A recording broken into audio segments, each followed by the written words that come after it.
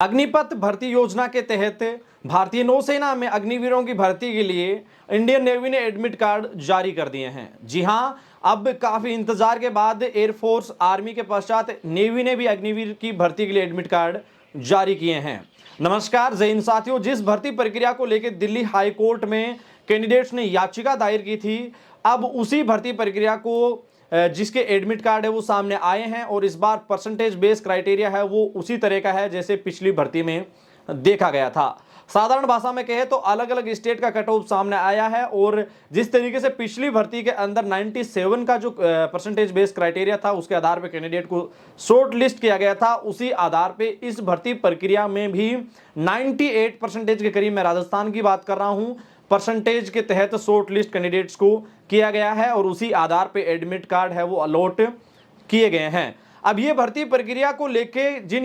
युवाओं ने याचिका दिल्ली हाई कोर्ट में दायर की थी, उस समय भी कुछ बातें सामने रखी गई थी कोर्ट की ओर से और अभी भी ये मामला विचाराधीन है कोर्ट में और इस भर्ती प्रक्रिया को लेके इंडियन नेवी की ओर से कोर्ट में जवाब भी सामने रखा जाएगा। इसको लेके क्या विश्लेषण भरी जानकारी है वो इस वीडियो के माध्यम से मैं आपको देने वाला हूं कि क्या कोर्ट से अभी भी युवाओं को राहत मिल सकती है, क्या सभी युवाओं को जो पहले दिल्ली हाई कोर्ट के ही ऑर्डर थे उसके आधार पे 60% जैसे एयरफोर्स में एडमिट कार्ड कैंडिडेट्स को दिए जाते हैं, अलॉट किए जाते हैं, क्या नेवी में भी अब दिल्ली हाई कोर्ट के माध्यम से वैसी कंडीशन सामने आ सकती है, इसके ऊपर पूरी विश्लेषण भरी जानकारी आपको देते हैं। देखिए साथियों, बात की जाए अगर राजस्थान के राज्य की तो इस भर्ती के अंदर तकरीबन बताया जा रहा है कि 98.33 के करीब परसेंटेज बेस क्राइटेरिया रहा है शॉर्ट लिस्ट कैंडिडेट्स का। आप किस राज्य से बिलोंग करते हैं, अगर आपने इंडियन नेवी के लिए अप्लाई किया था, आपके कितने परसेंटेज है और क्या आपको कॉल लेटर प्राप्त हुआ है, क्या आपको एडमिट कार्ड अलॉट हुआ है, क्या आप शॉर्ट लिस्ट किए गए हैं, ये आप मुझे कमेंट सेक्शन या इंस्टाग्राम हैंडल के माध्यम से जरूर बताइएगा। अब बात करते हैं दिल्ली हाई कोर्ट की ही उस जजमेंट, उस ऑर्डर की जो एयरफोर्स व नेवी की इन भर्तियों के लिए कोर्ट की ओर से सामने रखा गया था। इससे पहले इन भर्तियों के अंदर जैसे 2016-17 के दरमियान मेरिट बेस वो इसी तरीके से रहता था, जिसमें एयरफोर्स की अगर बात की जाए तो 80-85 के करीब मेरिट रहती थी कोलेटर की। उसको लेके कई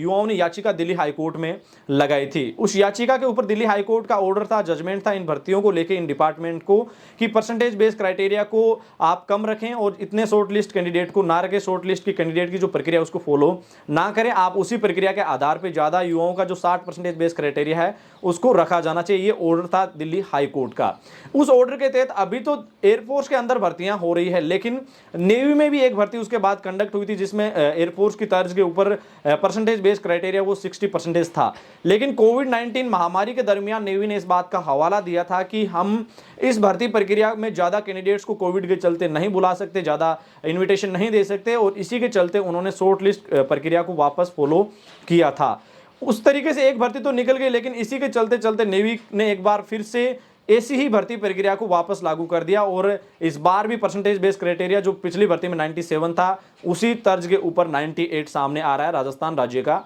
आपके कितना आ रहा है आप मुझे कमेंट सेक्शन के माध्यम से जरूर बताइएगा। अब बात करते हैं कि दिल्ली हाई कोर्ट में इसको लेकर वर्तमान स्थिति क्या है। देखिए, इस भर्ती प्रक्रिया को लेकर दिल्ली हाई कोर्ट में पहले से याचिका लगी हुई है, जो पिछली भर्ती में 97 था और जो याचिका करता है इस बार भर्ती का उसका भी एडमिट कार्ड सामने नहीं आया है। कानून के जानकारों का मानना है,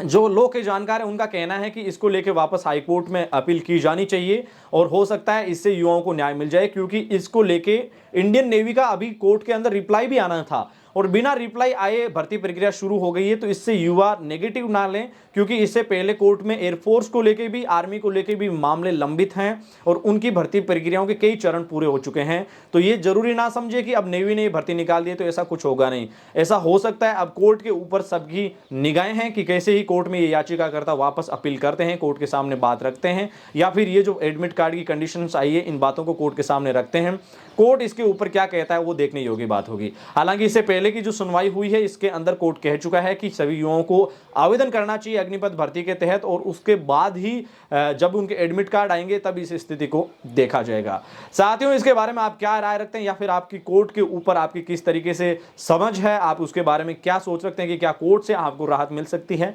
आप कमेंट सेक्शन के माध्यम से जरूर बताइएगा। साथ साथ आपका क्या शॉर्ट लिस्ट के तहत आपको शॉर्ट लिस्ट किया गया है उस प्रक्रिया के तहत, आप मुझे कमेंट सेक्शन के माध्यम से जरूर बताते जाना। फिलहाल के लिए चाहेंगे आपसे इजाजत। सैन्य भर्ती से जुड़ी हुई ताज़ा सटीक विश्लेषण जानकारी के लिए आप हमारे AD आर्मी पॉइंट परिवार के यूट्यूब व फेसबुक के माध्यम से ज़रूर जुड़िएगा। अपने सुझाव हमें कमेंट सेक्शन के माध्यम से या इंस्टाग्राम हैंडल के माध्यम से ज़रूर भेजिएगा। मिलेंगे फिर सैन्य भर्तियों से जुड़ी हुई ताज़ा सटीक विषय जानकारी के साथ। तब तक के लिए जय हिंद, जय भारत, धन्यवाद।